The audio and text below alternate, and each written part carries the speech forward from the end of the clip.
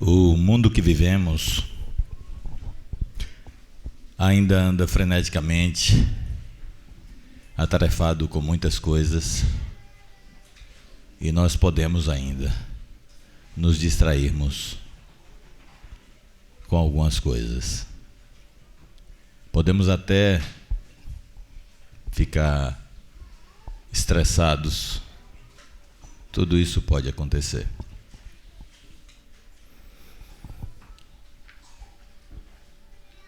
Mas não se conforme com isso. Deus te deu poder para transformar a tua vida. Te deu os frutos do Espírito para que você pudesse transformar a tua vida.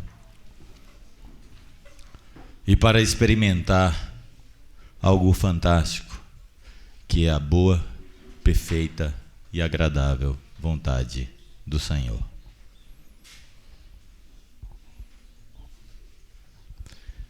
Então podemos viver uma vida abundante, em meio a muitas tribulações, em meio a muitas situações.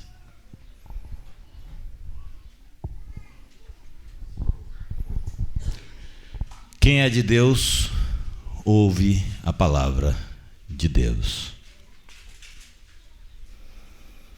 Mas você pode ficar rouco de tanto falar, se aquela pessoa não for de Deus. Ela não vai te ouvir.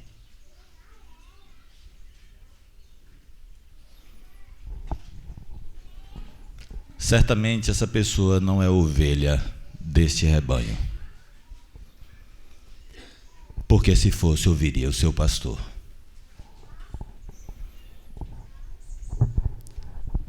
Uma observação que eu ouvi há anos atrás de Marcos Moraes, de Salvador. Ele disse: se nós precisarmos argumentar muito para convencer um discípulo em termos de orientação ou que ele está errado, e para convencê-lo, nós devemos colocar uma interrogação. É um discípulo?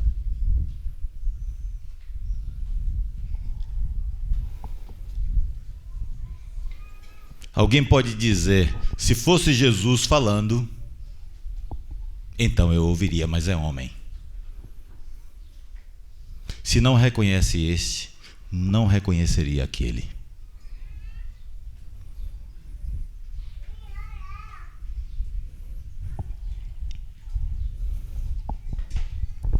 A história segue a mesma. A única coisa que mudou foi os personagens.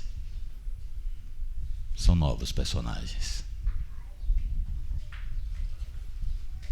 Devemos ter todo o cuidado com relação à sua vontade, para não militarmos contra Ele mesmo.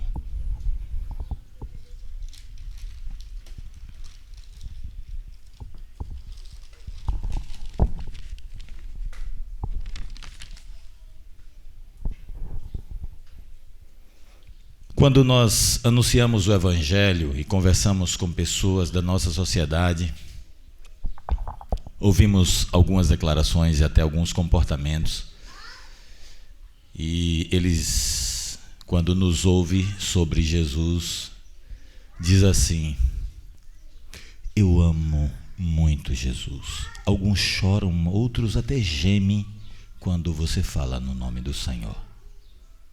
E quando nós dizemos para ele: então perdoe teu pai, ele diz: de jeito nenhum, de modo nenhum, não perdoo. O perdão é critério para alguém se converter, e também é critério para se manter convertido.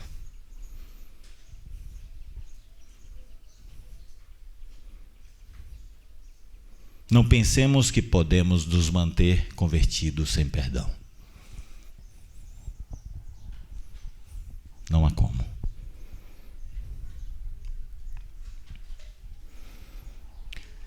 Sem perdão eu posso estar dentro, mas vou ficar fora.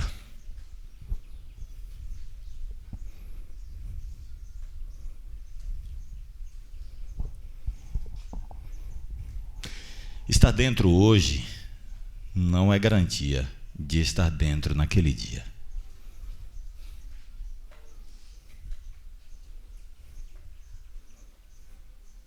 O homem colherá o que ele semear.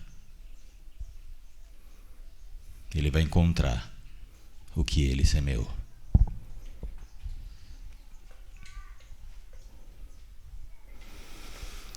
Sabe por que a nossa carne ela não gosta de orar? Por um detalhe. Ela não acredita que ele, Jesus, consegue solucionar qualquer situação. Não acredita. E aí? Por isso ela não gosta. Tudo que Jesus fez e tudo que ele faz é por oração.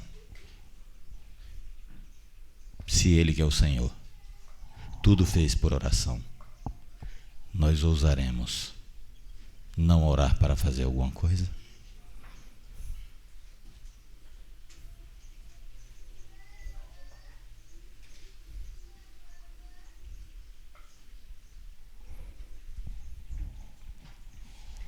Quando Jesus diz: sem mim nada podeis fazer.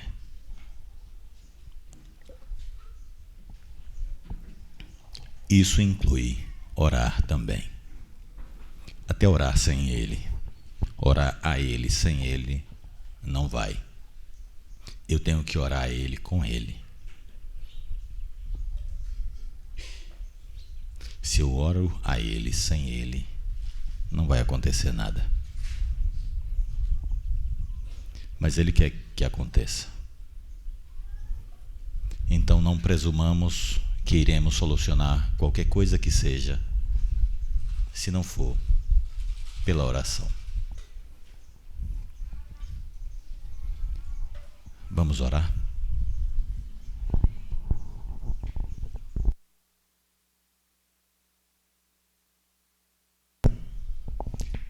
Nós te amamos, Senhor.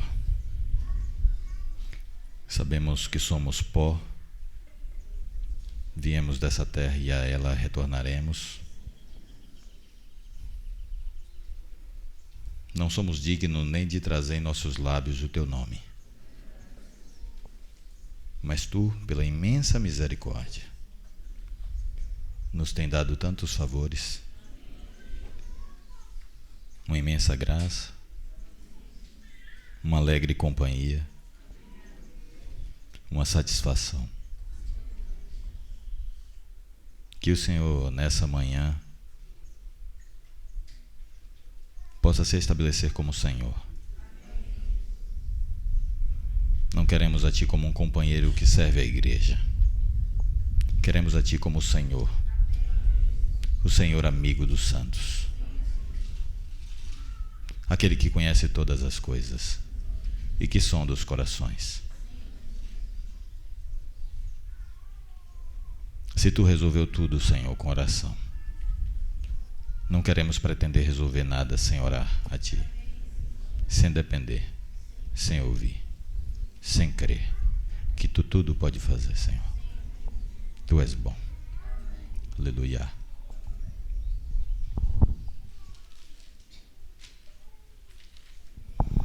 Alguém pode ler para mim João capítulo 5?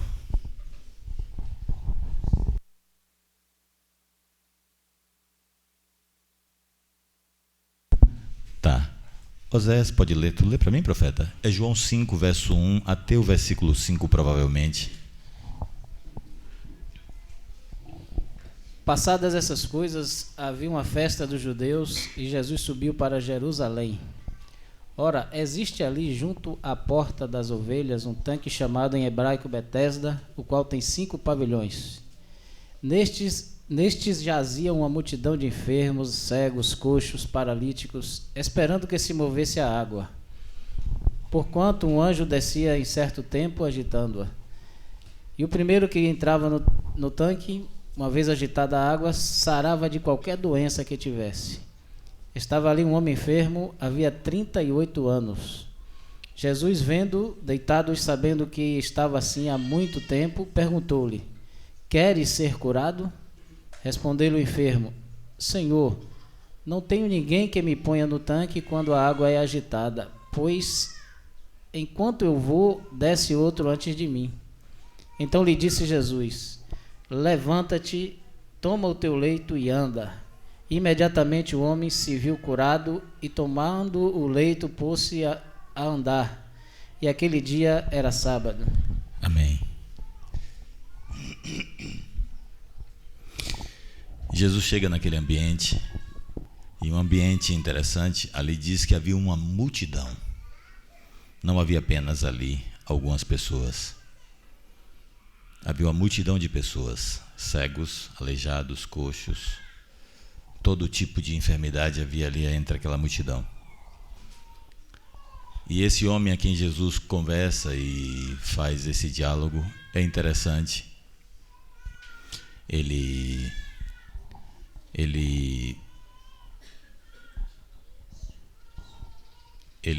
estava numa cama, deitado. Imagine quando aquelas águas se moviam, o tumulto que não era naquele ambiente. O surdo estava de costas para o tranque, não ouvia nada, vem aquela multidão em cima dele. O cego não sabia para que lado ir. O aleijado tinha um bocado de gente na frente dele, não tinha como vencê-los. E imagine a decepção. A água se move e a pessoa continua doente. E o quadro desse homem, ele estava há 38 anos ali, perseverando. Não sei qual a idade do homem, mas há 38 anos ele estava enfermo. E ele estava ali perseverando. Imagine como era o final de cada dia. Saiu um curado e ele não conseguia chegar. A declaração dele é interessante, ele diz assim: não há ninguém, eu estou sozinho, que quando a água se mova me coloque. Vai alguém primeiro, mas eu não desisto. Eu sei que vai alguém primeiro, mas eu não desisto. Eu vou continuar aqui. Um dia vai acontecer. E ele aguardou durante 38 anos isso acontecer. E era um ambiente interessante, que tem 5 alpendres, né? 5 pavilhões, alpendres. Alpendres era uma coberturazinha acima da janela, que dava abrigo de chuva, de sol. Então aquela multidão de enfermos, todos provavelmente assentados pelo chão e se acomodando do jeito que podia, porque ninguém sabia qual era o horário. A qualquer momento podia acontecer. Então todos ficavam ligados. Até para ir fazer suas necessidades eram terríveis. Mas voltando à pergunta de Jesus para o homem, ele perguntou: queres ficar curado? O homem responde outra coisa, que não foi o que ele perguntou. A resposta do homem foi: Senhor, não há ninguém que quando a água se mova me coloque. Então eu nunca consigo. Mas Jesus não perguntou para ele se ele queria que alguém levasse ele para o tanque. Jesus perguntou para ele se você quer ser curado. 7 palavrinhas que mudou a história de um homem. Queres ser curado? Levanta, toma o teu leite e anda. Mudou a história do homem. Imediatamente ele se levantou. Qual era o problema então daquele homem? Ele já tinha estabelecido a maneira de sair daquela situação. Ele disse: a maneira de eu ficar curado é alguém me pegar e botar naquele tanque. Mas se ninguém me botar, eu vou continuar doente. Muitas vezes na vida, irmãos, a gente estabelece as formas de resolver coisas. Em particular, Josué Já estabeleci tantas maneiras de resolver coisas que não resolve nada.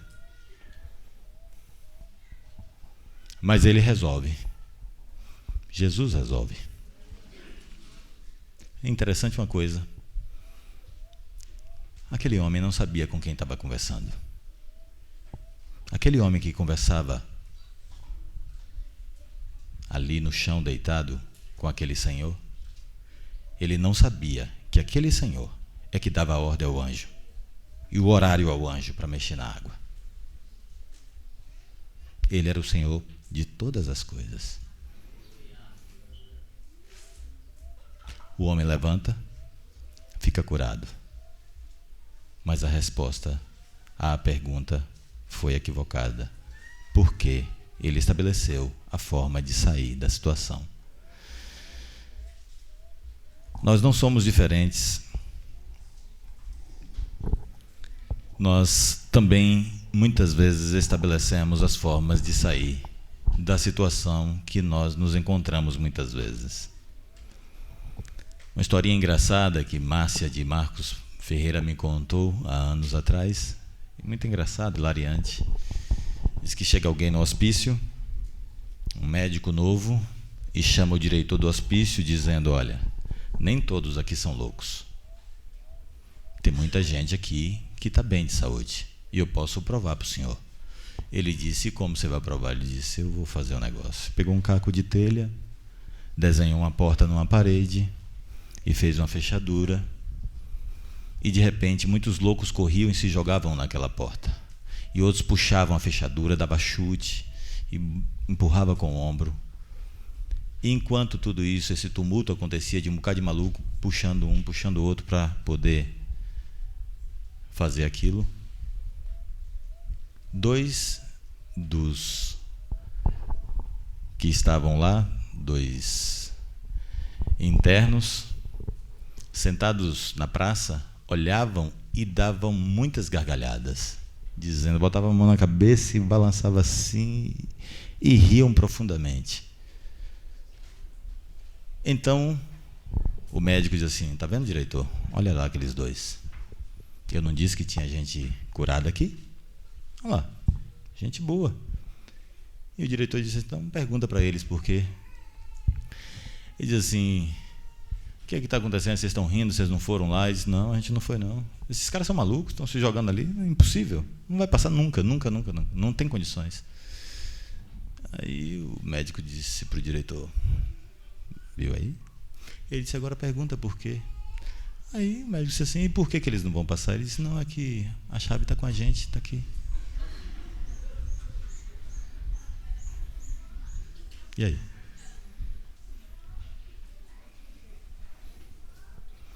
É loucura presumir que nós temos a solução. Jesus diz assim: a porta que eu abro, ninguém fecha. E a porta que eu fecho, ninguém abre. Ele sim tem as chaves. Nós presumirmos que temos chaves é mentira, é engano. Segura esse copinho para mim. É o único som que eu estou ouvindo durante todo o encontro.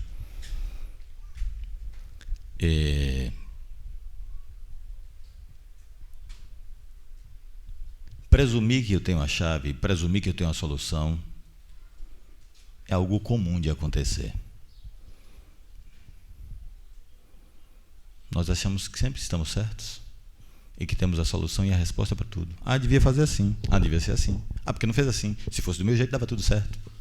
Na cabeça de todo mundo é assim. Mas não é assim que as Escrituras dizem que tem que ser. Tem que ser diferente. Ele tem as chaves. E, mais um detalhe, ele é a porta. Quando ele te dá a chave e ele abre, você pode passar. Se você espera uma saída, é ele. Não espere saída por outros meios, outros canais. O canal que Jesus deixou foi ele mesmo. Ele disse: eu sou o caminho. Você não quer encontrar, não quer acertar? Eu sou a verdade sobre as situações. E eu posso te dar vida dentro dessas situações.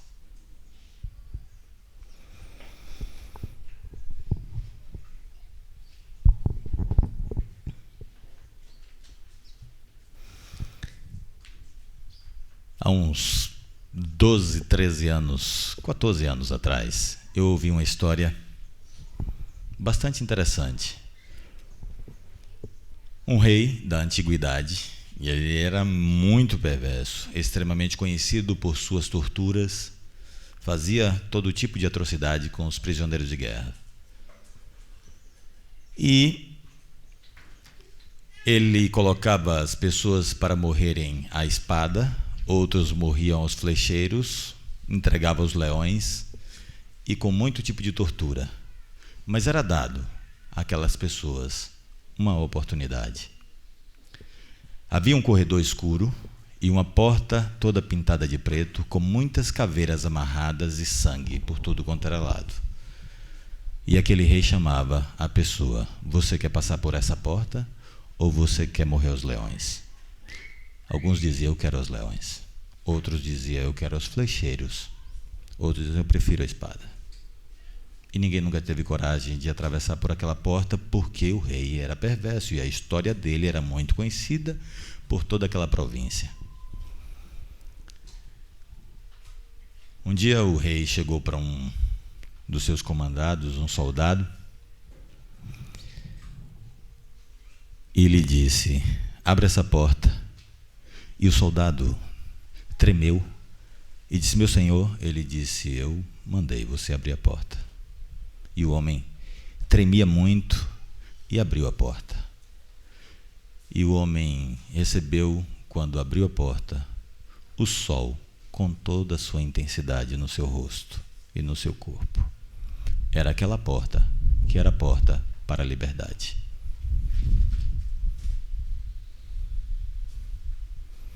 Muitas vezes nós desenhamos a porta que nós queremos sair. Lembram do que as Escrituras dizem sobre Jesus? Nele não havia beleza, nem formosura. Mas é quando nós olhamos para Ele que nós temos vida, que nosso rosto brilha, que encontramos salvação. E sem aquele homem deformado na cruz, nada nós podemos fazer. Nem podemos ser nessa terra.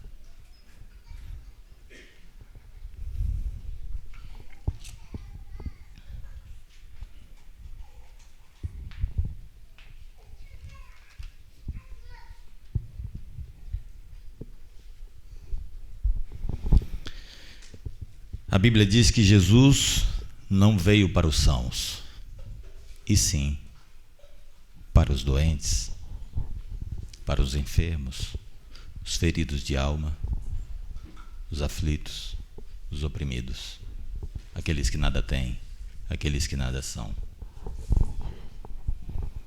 Quando nos convertemos, foi essa fala que nos foi dita.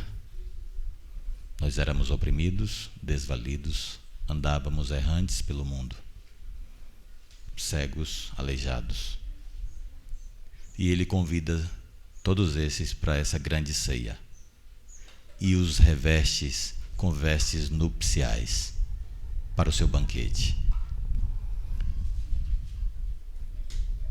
Mas Ele vestiu os doentes, Ele não vestiu os sãos.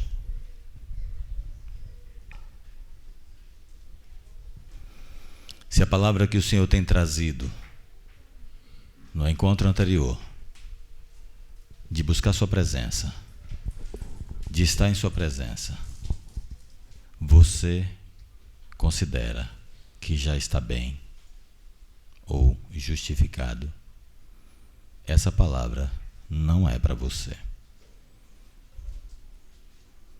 Ou melhor, esse Jesus não é para você.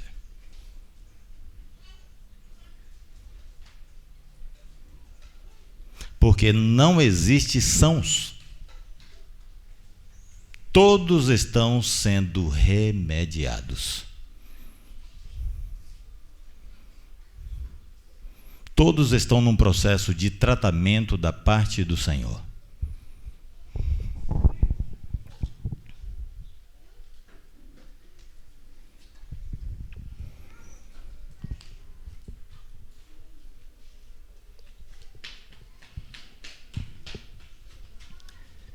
E um espetáculo ia ser apresentado em um certo circo. E aqueles homens que andam na corda bamba é o quê? Trapezista? É o que aquilo? Malabarista. Então o apresentador faz a sua apresentação, aquele que faz a abertura. Adorável público, hoje o nosso equilibrista vai atravessar a 20 metros de altura, sem rede de proteção, com os olhos vendados, carregando um carrinho de mão. Quem aqui acredita que ele vai conseguir fazer isso? Então, todos levantaram sua mão dizendo que ia acontecer. Mas um velho da primeira fila não levantou a mão. E aquilo intrigou aquele apresentador. E chegou para o Senhor e disse assim: meu Senhor, o Senhor não acredita que o nosso malabarista vai conseguir atravessar? Ele disse: meu filho, aqueles que dizem que acredita que ele vai atravessar, quem desses tem coragem de ir sentado no carrinho? E todos baixaram sua cabeça.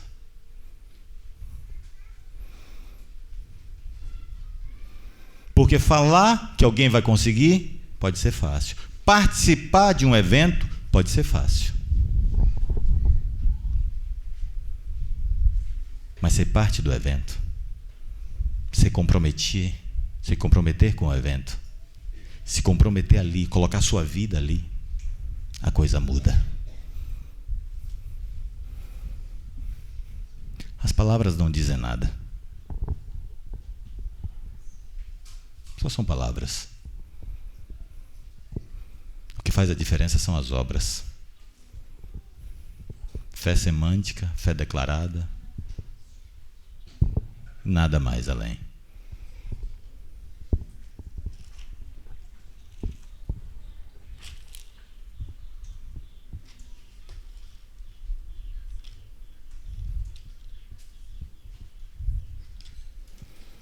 Mostre a sua fé pelas suas obras. E como diz as Escrituras, deixe que os lábios dos outros falem bem de você e não você fale de você. Deixe os outros falar, porque a luz vai brilhar e o sal vai salgar.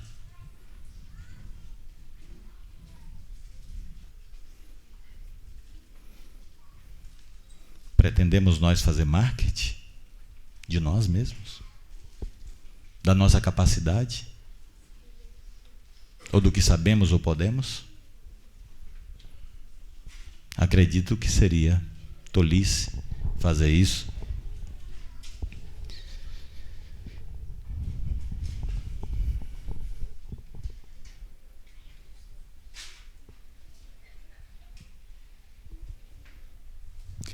Quando a Bíblia diz assim: quem tem fome e quem tem sede, vá ele, coma do pão e beba da água da vida. Aproveitemos nós, enquanto a porta da graça está aberta. Buscai o Senhor, enquanto se pode achar. Porque vai chegar o dia que os homens com profundo clamor buscarão e não vai achar nada. Clamarão e ele não vai ouvir ninguém, porque se fechou a porta da graça. Não há mais o que se fazer.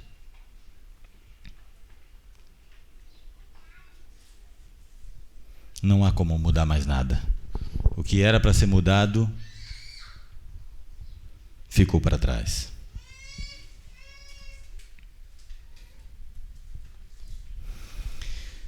O fato de sair palavras bonitas da boca de alguém não muda coisa alguma.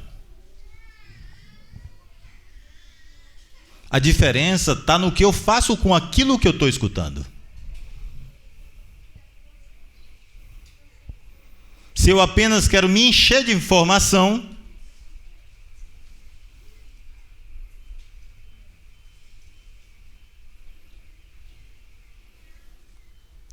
dentre a multidão, uma mulher, alguém disse: bem-aventurada a madre que te gerou e os peitos que te amamentaram. Eles, antes bem-aventurados, são os que ouvem e praticam. Não são os que sabem. Não são os que declaram. Não são os que têm boas argumentações. São os que fazem.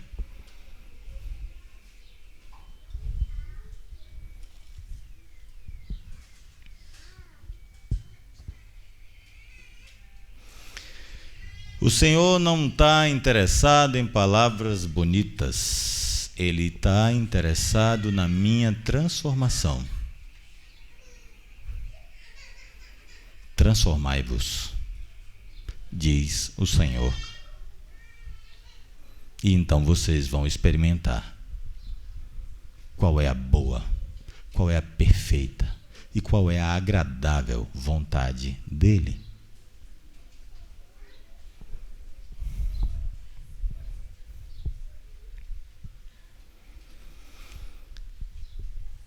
A boca dos sábios destila favo de mel. Mas o que isso adianta quando essas palavras caem nos ouvidos dos tolos? Eles não farão nada. Apenas irão, com sua informação, satisfeitos. Não tornarão vida aquelas palavras. Aquilo não transformará suas vidas.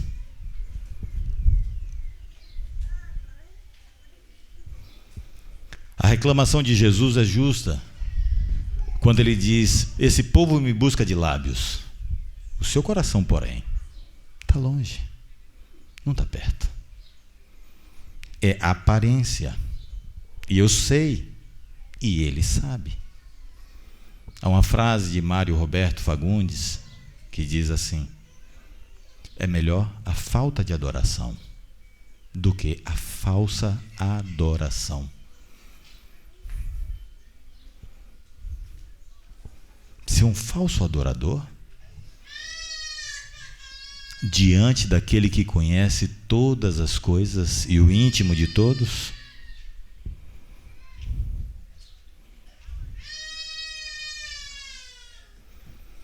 a diferença não está em quanto eu sei, sim em quanto eu faço.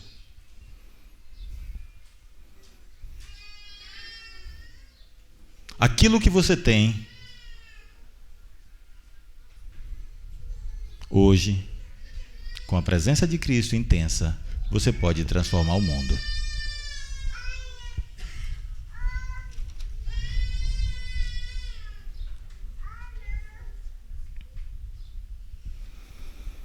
Só será bem-aventurado quem praticar, irmãos. Não adianta. Deus não vai trabalhar com participantes. Ele só vai trabalhar com comprometidos. Resolveram fazer uma festa, a galinha disse assim: eu vou dar o ovo. E o porquinho disse: eu dou o bacon.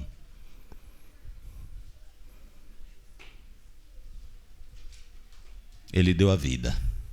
Ela apenas participou e foi embora. Temos que ser comprometidos, temos que dar a nossa vida.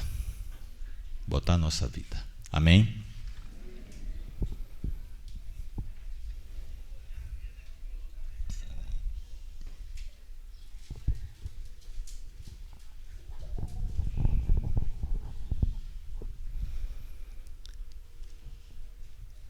Uma pergunta que não precisam responder. Pode existir o falso irmão na igreja do Senhor?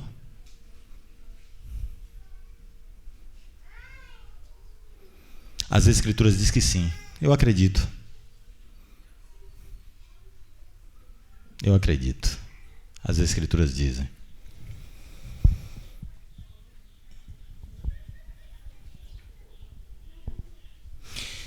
E uma observação importante é que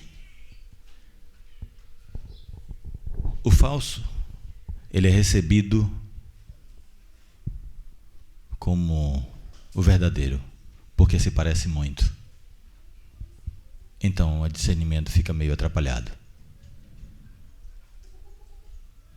Quantos aqui não já pegaram até nota falsa e nem sabia, já repassou por não saber também? Porque se parece demais com a verdadeira. E quando falta discernimento, complica tudo.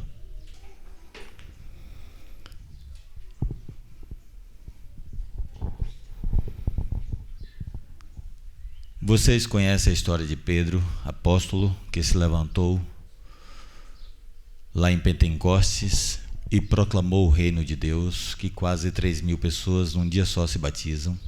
Um homem cheio da presença e do Espírito de Deus, inclusive andou sobre as águas com o Senhor Jesus. Mas o que diz o Senhor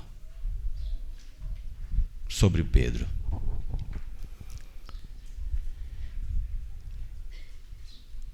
Quando Jesus pergunta aos seus discípulos em particular: que dizem os homens que eu sou? E muitos disseram, uns dizem que tu é Elias, outros João Batista, que ressuscitou dos mortos. E Jesus pergunta: e vocês? O que é que vocês dizem que eu sou?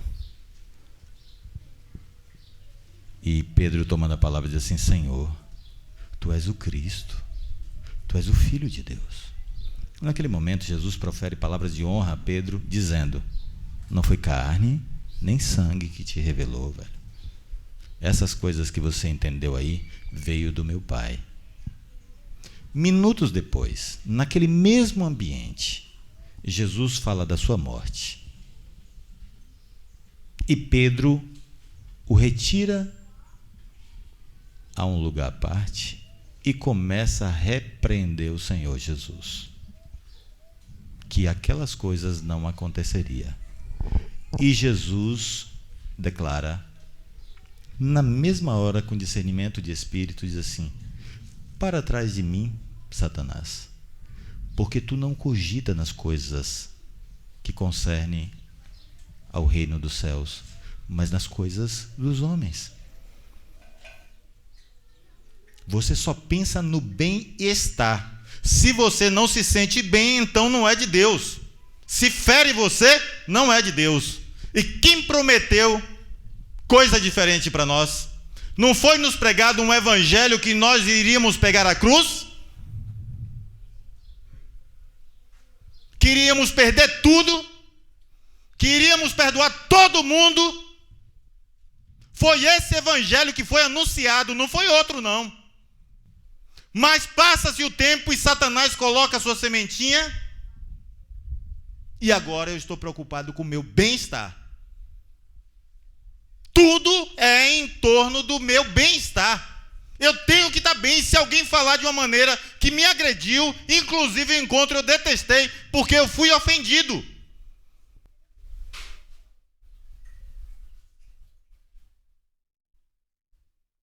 Quem nasce naquele reino está disposto a todos esses sofrimentos.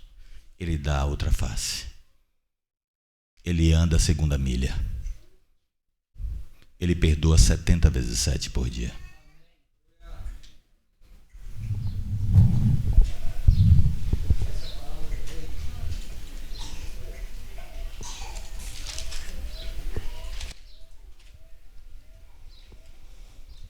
Jesus diz assim: Senhor, alguém chega para aquele Senhor e diz assim: Senhor, tu não semeou boa semente no teu campo?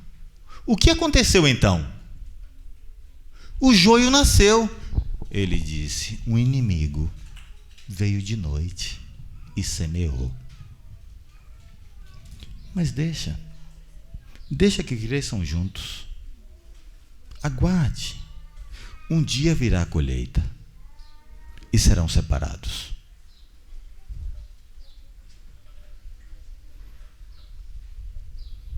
Não foi o Senhor que semeou, mas foi um inimigo que semeou. Vale a pena lembrar que Pedro não era falso. Pedro era verdadeiro. E Pedro foi usado para distorcer aquilo que estava no coração do Senhor. Se o verdadeiro pode ser usado e o falso, devemos estar atentos a todas as palavras que procedem das Escrituras, para não nos iludirmos. Não são palavras bonitas que convencem, mas o Senhor, Ele diz que é Ele que convence o homem do pecado, Ele convence o homem da justiça e convence o homem do juízo. É assim que a coisa acontece.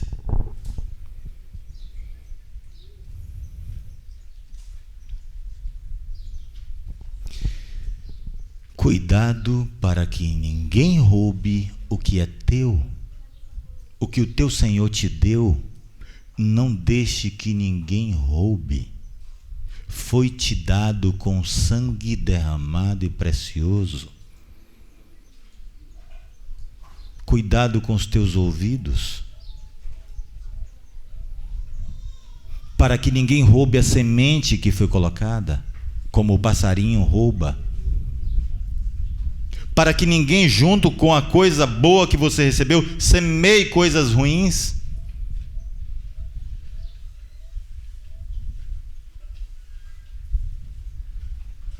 Cuidado com o teu ouvido, não permita. Satanás sabe não perder nenhuma oportunidade e usa dos melhores, talvez, canais possíveis, falsos e verdadeiros, para atrapalhar um monte de coisa. E atrapalha.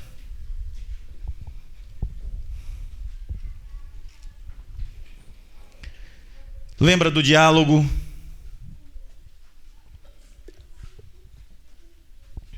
das 5 virgens nécias e as 5 virgens prudentes?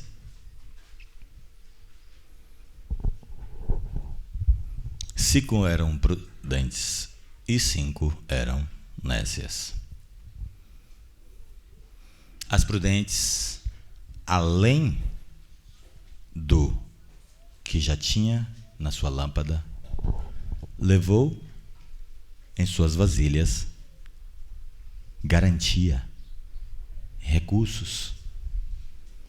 Ela disse: vai que atrasa, eu tenho mais, estou me garantindo. As nécias, besteira, exagero, para que isso tudo? Bobagem. Isso é bobagem. Para quê? Já estou com minha lâmpada acesa, a minha está acesa. Para que esse negócio de falar mais sobre praticar a presença de Cristo? Minha lâmpada está acesa.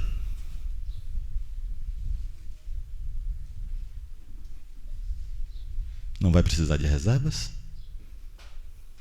Porque um dia eu vou ter que me encontrar com Ele. E eu não sei se pela manhã, se pela tarde, se pela noite. Ele virá numa hora que ninguém sabe. Virá como ladrão de surpresa.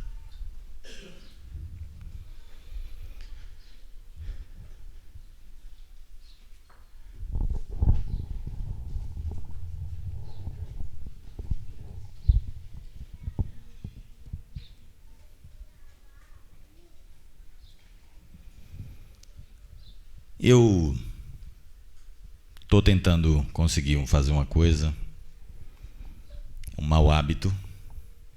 Diz que o mau hábito é uma coisa que você não consegue jogar da sua janela lá do 15º andar, mas você já vai jogando o mau hábito degrau por degrau, vai descendo a escada, chuta hoje um pouquinho, amanhã, e vai tirando, e vai estabelecendo novos hábitos. E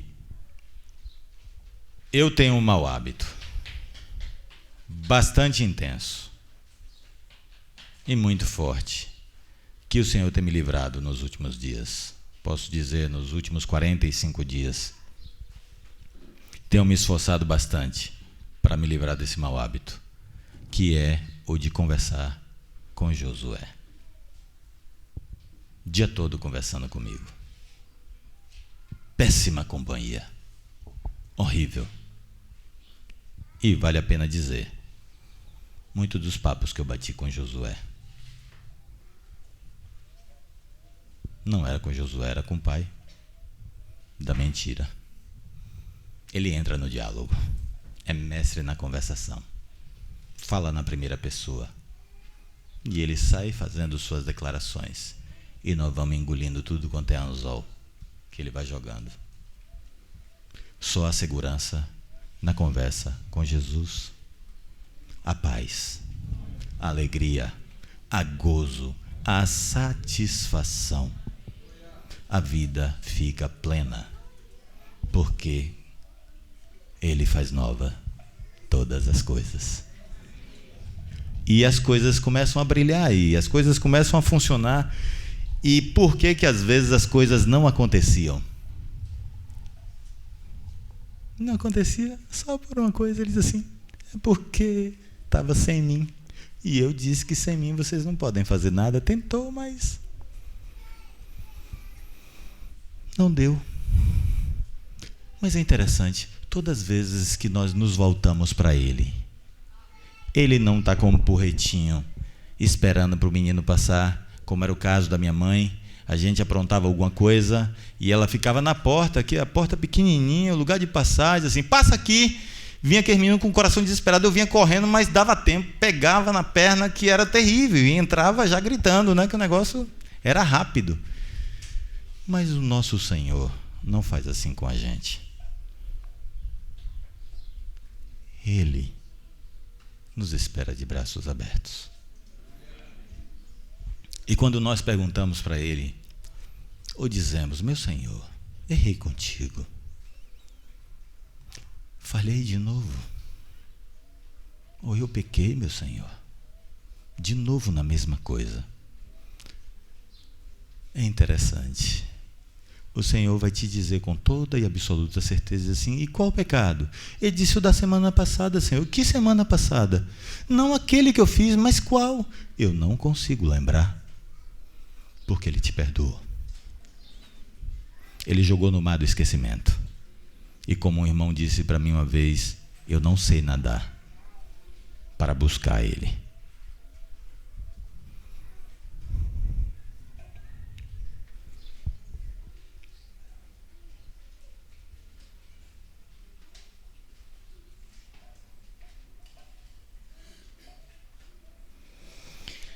A aplicação ela é diferente da informação. Eu posso ter muita informação e não ter nenhuma aplicação. Se eu não aplico aquilo que eu tenho ouvido, nada vai mudar. Tudo vai continuar igual. Se você continua fazendo o que você sempre fez, você vai ser sempre a mesma pessoa que você foi. Você só vai ser diferente se você fizer coisas diferentes. Agora vale a pena uma pergunta. Quando ouvimos coisas como essas,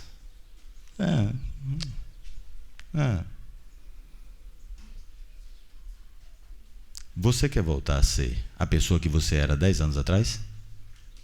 Quem quer aqui? Levanta o braço. Quer voltar a ser a pessoa, não nesse sentido, eu sei qual foi o sentido das duas que falaram, de praticar a presença de Cristo, mas eu digo assim, a mesma pessoa com as carrancas, com as atrapalhadas de cabeça, de confusão, você quer ser aquela mesma pessoa? Alguém quer ser? Olhamos para... Que diga-se de passagem, cadê Nego? Ele não está aqui, mas Nego tem lá... Quem já foi na casa de Nego? Já viram o quadro que ele botou lá? Quem quer voltar a ser aquilo?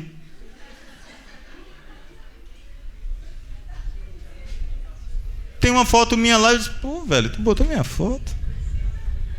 E eu não vou dizer a dos demais, porque eu vou expor, mas quem for lá vai descobrir coisas horríveis. Filmagens que vocês têm antigas, declarações, vocês assim, oh meu Deus, que vergonha, todo mundo está ouvindo. Você já não quer mais. Porque você não quer ser como era antes. E nem devemos ser como nós somos agora. Nós devemos mudar. Só há um que não precisa mudar. E há um motivo porque ele não precisa mudar. Ele é perfeito.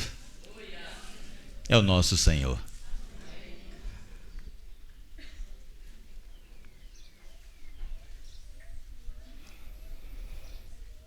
Vamos fazer funcionar essas coisas que temos ouvido dentro de nós.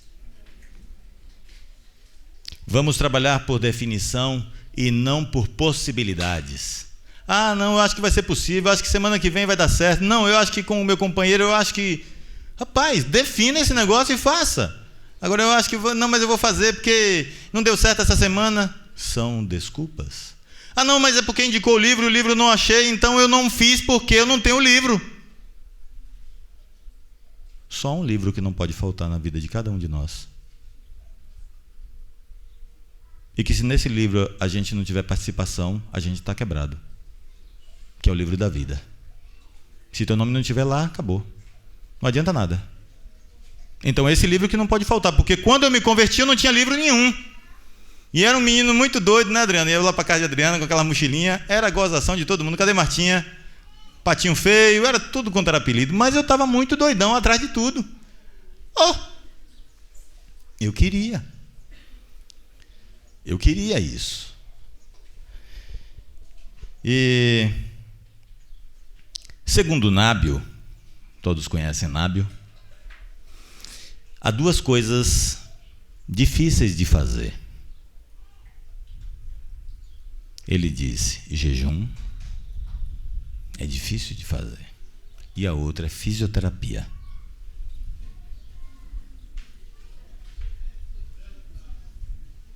São provérbios de Nábio. Ele não está aqui hoje. Então, é verdade? É. Jejum vai chegar e diz assim... jejum... Eu resolvi esse negócio na minha vida do jejum, porque o jejum, eu dizia assim, não, vou fazer segunda-feira. Não, mas eu vou deixar para terça. Quarta-feira vai dar certo. Quinta, sexta, não, chegou os irmãos, não posso. E aí eu ia. Não, semana que vem, certeza. Segunda, aí vai. Não faz. Eu disse assim, aí eu botei um bocado de vigilante em cima de mim e disse assim, eu vou fazer contigo. Aí no dia que eu não estou afim, ele liga, amanhã, né? Eu disse, amém. Não tem saída, eu vou fazer o quê? Aí o outro também fica por conta da situação que já está encrencado junto comigo e diz assim, eu também vou. E vai. E fisioterapia, cadê a fisioterapeuta ali, doutora ali? É fácil de fazer, doutora? Essas são as definições de Nábio. É difícil de fazer. Meu pai, ele teve derrame cerebral, ficou na cama e a prefeitura, ela disponibilizava esses tipos de profissionais para ir lá, e meu pai ficava por conta, ele disse, aquele quebra tudo, vem para cá, ai, doeu minha perna, ai, o homem esticava e apertava o dedo, e aquela agonia, e ele reclamava muito, e ele não gostava de fazer fisioterapia. Alguém já fez fisioterapia aqui? Gostaram? Então é mais ou menos o que Nábio diz mesmo, né? Mas nós precisamos fazer fisioterapia em praticar a presença de Cristo. Senão não vai. Eu lembro agora, daqui a pouco eu esqueço, depois eu lembro de novo, e eu vou. Um mau hábito se demora para tirar. Mas quando eu pego um novo hábito, também é difícil de tirar. E eu posso ter um hábito de fazer tudo com ele e junto com ele. Essa semana nós conversávamos, eu e alguns discípulos, e cada um colocava das suas situações, as dificuldades de praticar a presença de Cristo, em ambientes que às vezes são muito frenéticos, agitados, aquela agonia. Dizer, como é que eu vou praticar a presença de Cristo aqui nessa agonia? Se fosse um lugar assim, debaixo de uma árvore, uma redinha, um coquinho, meu amado. Às vezes, alguns de nós vivemos um romantismo com relação ao reino dos céus. Aí Jesus diz assim, eu vim trazer espada, fogo, e cruz, e paz. Mas Senhor, calma Senhor, é amor, não, é a espada. Ele disse, misericórdia. A conversa às vezes ficou tão pesada da parte de Jesus com os discípulos, assim, e tal. A turma caiu fora, começou a abandonar. Diz assim, rapaz, esse cara não está bem não, deixa aí. E foram abandonando. E Jesus, naquele momento, já estava agoniado assim, ó, e vocês, não vai não? Os discípulos dizem assim, até que pode ir, né? Mas não tem lugar para onde a gente vai. Para onde? Só tu tem palavras de vida eterna. Eram duras e eram agradáveis, porque eram verdadeiras.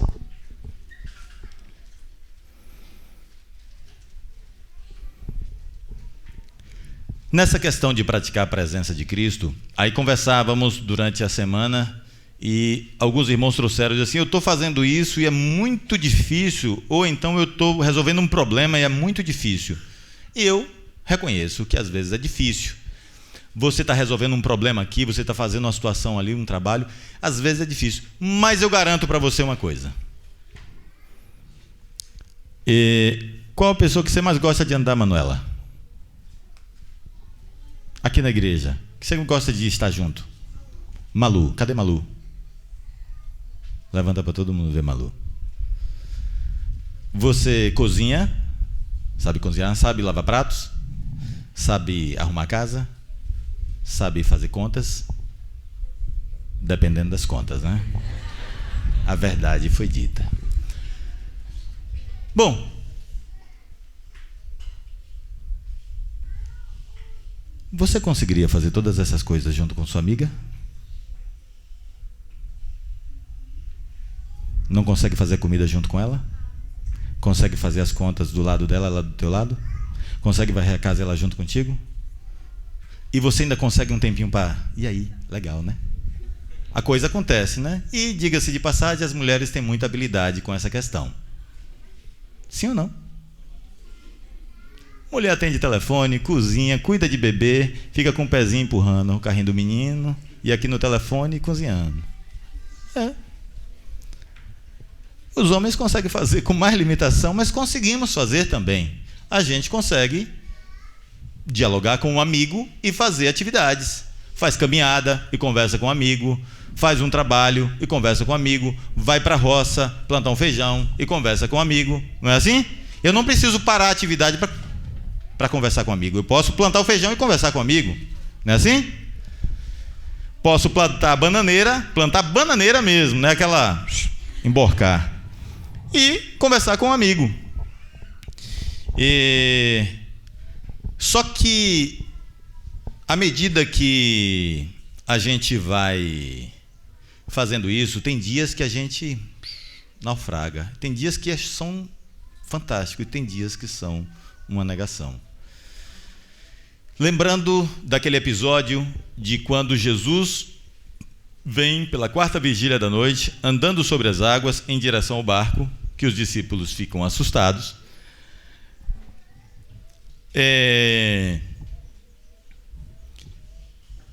Eles gritam e Jesus diz assim, e sou eu. E Pedro diz assim, rapaz, é tu andando nas águas? Posso? Aí ele disse, vem. Ele, nossa, tô andando? Que legal. Olhando para Jesus. Aí o zoadeiro chegou. Quando ele olha a onda, ele afunda. E o que ele faz? Senhor, tem misericórdia. E Jesus tira. A cena é interessante, que enquanto ele olhava para o Senhor, ele conseguia andar sobre essas situações. Mas quando ele tira os olhos do Senhor, ele afunda nessas situações. Osés costuma falar que as mesmas águas que Pedro andou foi as mesmas águas que Pedro afundou. Afundou. Porque tirou os olhos por um instante. Tudo bagunçou. Quando nós tiramos os olhos do nosso Senhor por um pouco do tempo do dia, é tão frustrante para o nosso coração. Precisamos de fato, como aquele cântico, respirar a sua vida. Isso faz uma grande diferença. Na realidade, isso faz tudo novo. Tudo novo. E vale a pena dizer também que quando Pedro afundou, Jesus não mergulhou para tirar Pedro, viu? Nem saiu arrastando, bora, vai, joga. Não. Pedro voltou a andar, porque ele estava com o Senhor. Voltou àquela mesma condição.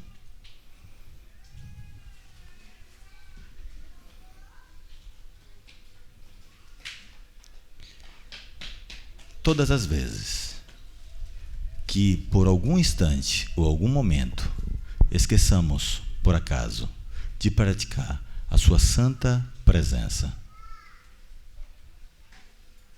clamemos, e Ele nos erguerá e nos deixará naquela condição de andar sobre as situações. Há muitas coisas na vida que nós podemos mergulhar, afundar, mas Ele consegue nos tirar, consegue nos manter andando sobre as águas. Amém? E está me vindo uma palavra que eu estou lembrando. Quem já ouviu essa palavra raca nas Escrituras? Quem disser ao seu irmão raca será réu do sinédrio. Jesus diz essa palavra, e quem disser louco será réu do fogo do inferno. E ele vai fazendo declarações. E eu fui ver o que era raca. Raca é simplesmente alguém está falando e o outro está assim. As mulheres sabem o que é isso, não sabe? Os homens podem não saber que a gente é mais grosseiros. O nome disso é desprezar.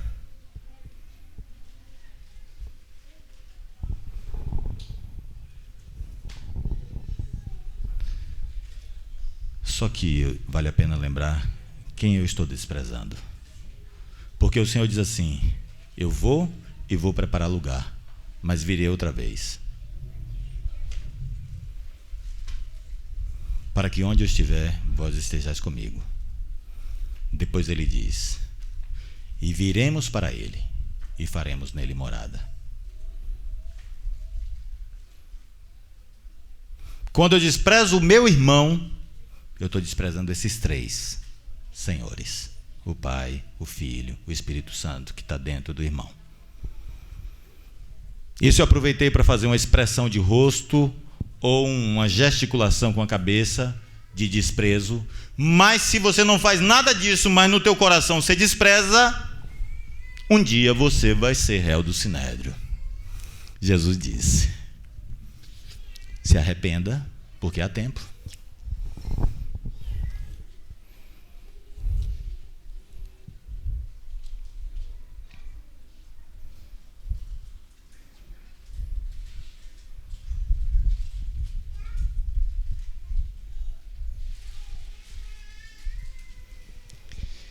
Eu já estou encerrando. Tenham só paciência comigo.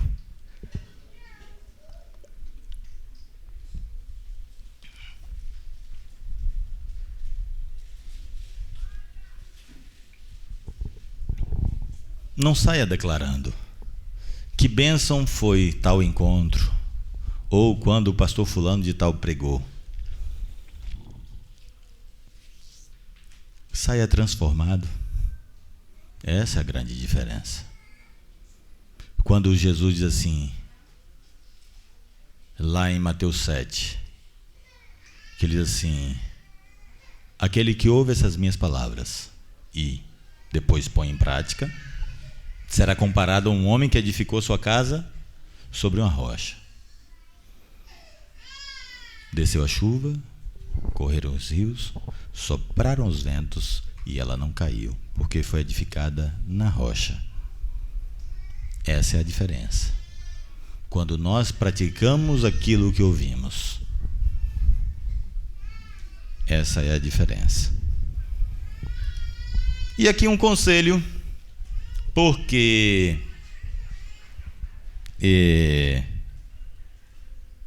muitos de nós somos assim meio que papagaio e assim, agora vai ver, agora vai acontecer, eu vou botar para quebrar, agora eu vou praticar toda hora a presença de Cristo e sai espalhando isso para todo mundo. Há uma possibilidade gigantesca de você não fazer nada. Estabeleça suas metas, as formas de você ir atuando. Pergunte como fazer.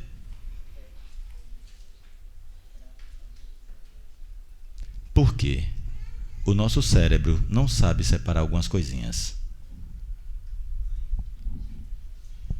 Ele não sabe separar o saber de fazer. Fica atrapalhado. Ele só sabe de uma coisa. Quando nós declaramos que nós vamos fazer, que nós vamos realizar, que nós vamos fazer, que nós vamos ser aquela coisa toda, acontece uma coisa com o cérebro. Ele se realiza. Ele se sente satisfeito.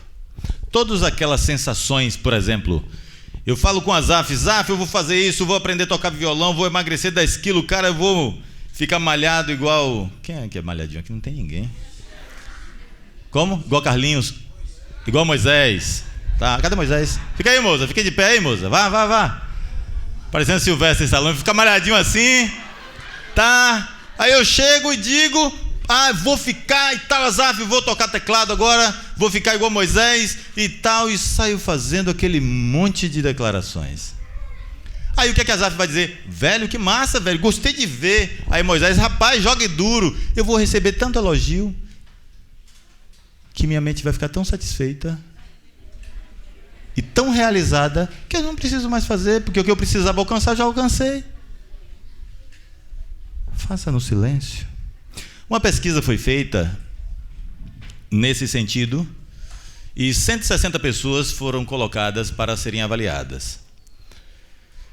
E deram-se as metas para que elas colocassem no papel e desenvolvessem suas metas. E metade de uma sala falou as suas metas, que iria alcançar, que iria fazer, que iria arrebentar, e a outra metade ficou de boca calada. Deram 45 minutos para executarem aquele trabalho. Aos 30 minutos, 35 minutos em média, aqueles que falaram, pararam, porque podia parar a qualquer momento. Os que ficaram calados foram até os 45 minutos e depois fizeram a seguinte declaração: tenho muito trabalho pela frente. Os outros que falaram bastante disseram: tá fácil, já está quase chegando, já estou alcançando, isso é moleza. Não acontece. E lembrei, vendo essa história, daquela palavra de Jesus. Ele disse: não faça tocar os sinos quando tu der esmola. Se a tua mão direita fizer, a tua esquerda não saiba. Faz no secreto. E o teu pai, que vai ver esse negócio em secreto, vai te recompensar um dia. Mas os caras queriam recompensa na hora. Eu quero agora. Vai demorar demais. Daqui a quanto tempo ele vai voltar? Eu vou morrer e não vou ver isso acontecer, então eu quero agora. E naquele dia não vai ter. Então, guardem para vocês as metas. Mas existe algo que você pode fazer. Eu já fiz isso. Eu tenho um mural lá em casa. E de vez em quando tem umas fotos perto, o pessoal vai olhar as fotos. Aí, o pessoal é curioso, né? Gosta de olhar a vida dos outros. Fica olhando o que eu escrevi sobre mim. Aí quer saber. Mas eu já sabendo que isso aconteceu, eu faço. Eu coloco lá as minhas metas, o que eu quero alcançar. E as perguntas são mais ou menos assim. Leem, aí diz assim, e aí? Aí você já fica, né? Tremendo, eu já consegui uma parte. E tem quanto tempo? Já tem tanto tempo. Só isso, consegui alcançar, mas tu... Eu sei que a turma vai cobrar, então eu boto lá. Porque não é eu só que me cobro, tem um bocado de gente para me cobrar. Então facilita. Eles não vão me elogiar, eles vão me descer o pau. Bota as coisas e não faz, que adianta? Então já sei disso, eu já vou tremendo, boto lá. E a coisa vai ficando melhor.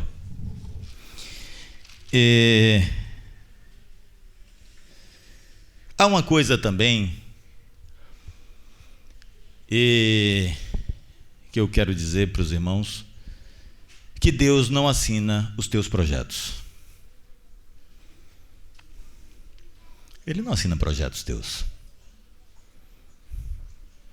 Ele só assina os seus projetos. Os projetos dele, ele assina. Os teus projetos, ele não assina.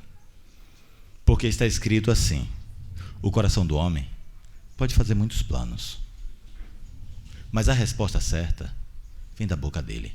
Nessa resposta ele assina. No teu projeto ele não assina. Só se o teu projeto é o da boca dele. Aí funciona.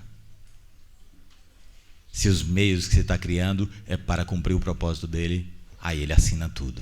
Ele vai estar contigo. Amém?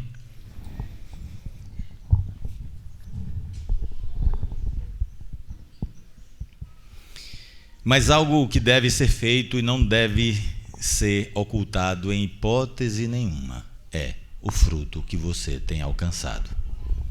Aquilo que Deus tem te dado, isso você deve proclamar. Aquilo que você tem recebido do Senhor, proclame, anuncie, declare, diga. E os irmãos serão bastante edificados. Eu, particularmente, tenho sido muito edificado por cada história que os irmãos têm me contado. E o interessante é que são parecidas. Eu ouvi Lota, ouvi Carla, ouvi um monte de irmão e irmã falando da experiência, da prática de Cristo. É um negócio fantástico. É uma grande aventura de verdade. Eu penso que o Senhor está corrigindo algumas coisas dentro de nós. Eu acredito que o Senhor está nos livrando de um evangelho melindroso, que qualquer coisinha ofende, dói, ai, ui, oh, meu Deus, essa igreja é assim. Comeu o franguinho ali, caipira, nem me ofereceu, maldade. Já sai dolorido, arrasado. O encontro foi até bom, mas aquela ação do irmão não me deu frango. Ô, velho, vai pedir o negócio, velho.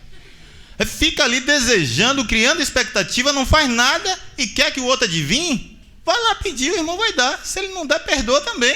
Ele não é obrigado a dar. Vai que tem pouco, e aí? Ele vai garantir o dele, do menino dele, né? Então, você vai fazer a sua parte. Então, assim, Deus nos chamou para cada um de nós fazer a nossa parte, seja ela grande ou pequena. O Beija-Flor teve um grande incêndio na floresta e um beija-flor ia num lago, pegava uma gotinha de água e chegava lá, naquele local, e jogava a gotinha. E voltava novamente, e pegava uma gotinha e chegava nas chamas, jogava aquela gotinha. E alguém perguntou: você não está vendo que isso não vai resolver nada? Ele disse: pode não resolver mesmo, mas eu estou fazendo a minha parte. Faça a tua parte e o Senhor será contigo. Que Deus nos dê uma tarde abençoada, um almoço abençoado, e que nos dê um Jesus muito abençoado do nosso lado, em nosso irmão, nas suas palavras, nos seus gestos, no seu amor, no seu cuidado. Só uma dica de moletas para a gente poder andar. Afinal de contas, quem está fazendo fisioterapia às vezes está de moleta, não está, Fá? Cadeira de roda, andador, o que tem mais? Eu não entendo desse negócio, mas eu lembrei desses três. Tem mais alguma ferramentinha? Tipóia. Hã? Como?